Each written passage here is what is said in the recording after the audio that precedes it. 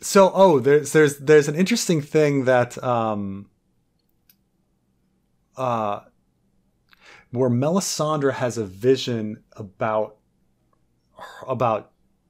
Jon going north with 20 rangers, and her going along with him, which is an interesting little thing about.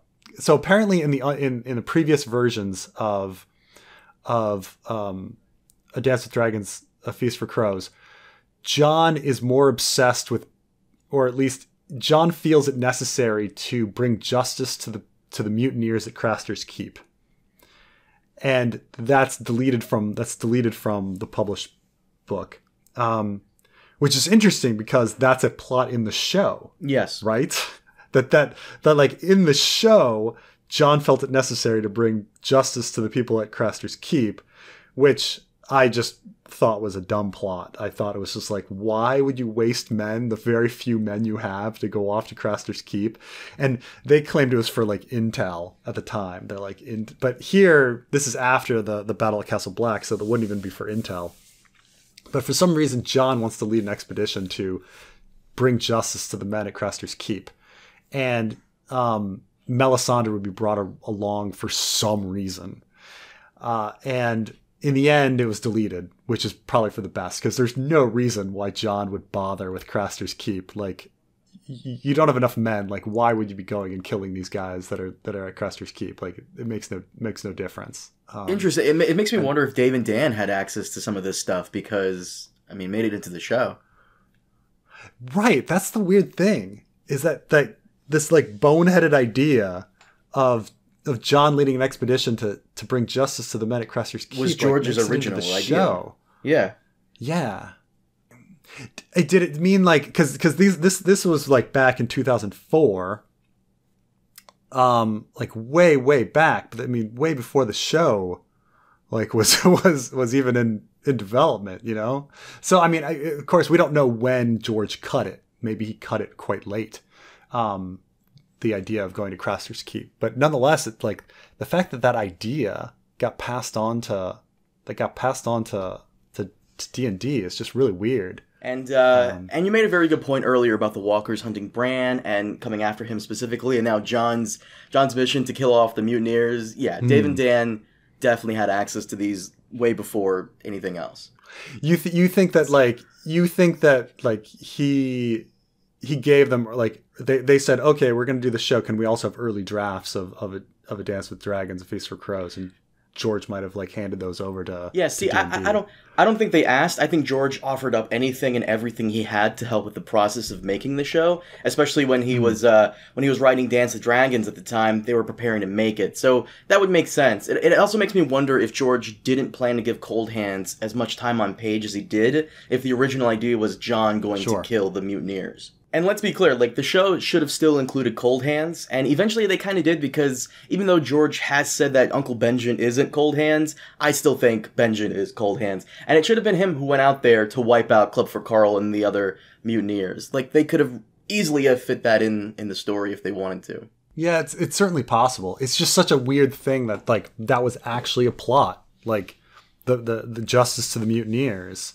and then it was removed. And then something that we see in the show. You know, this does give me some hope reading all these drafts that didn't make it, especially the Jon Mutineers thing, because you're right, it's kind of dumb, but it gives me hope that George, who clearly gave Dave and Dan his blueprint on how he wanted to finish the series, he can go back and change things up a bit. Because now, like, I have some hope now. I have some hope that Arya won't be the one that kills the Night King. Yeah, it clearly changes his mind. I mean, it very well may be that, like, Benjen was Cold Hands in some earlier draft, and then he shifts things around. I mean, we see a lot of these things. There's a lot of these characters that get shifted into different characters, responsibilities that get shifted into different responsibilities, characters surviving longer or dying earlier.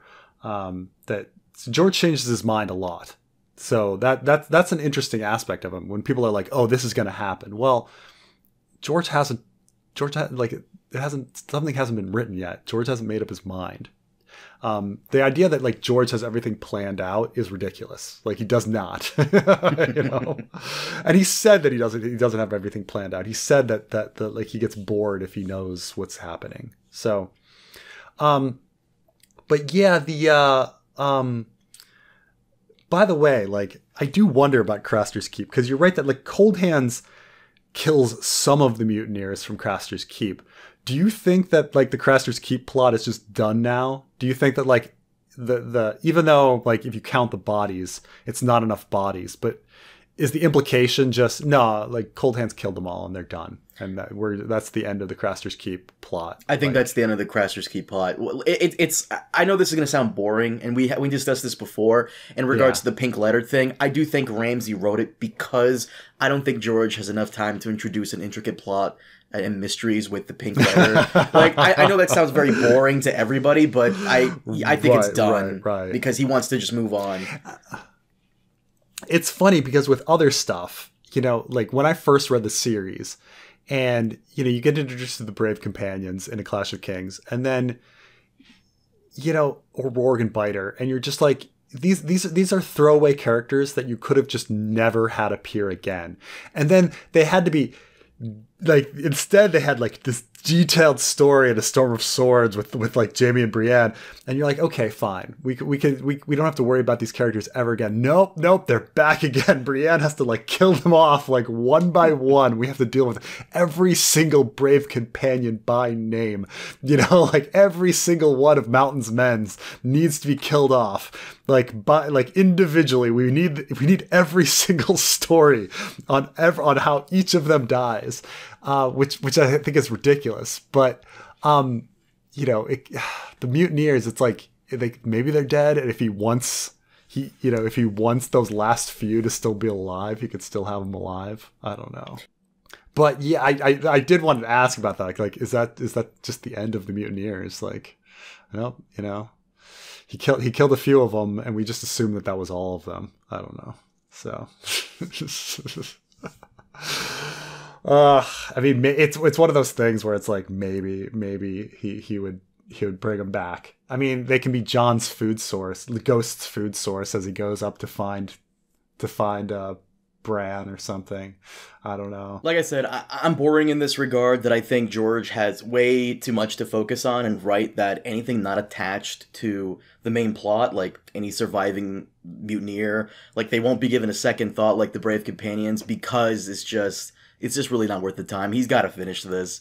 You know, just like the pink letter, it's Ramsay who wrote it, not because of some, like, intricate plot or twist, but because this guy just doesn't have the time to make another big mystery that leads somewhere. Like I said, I know it's boring to leave it on that, but, you know, I would love for George to have more time to introduce more mysteries, more of these things, but he's already passed his due date multiple times, and at this point, I just want to finish product, you know, so...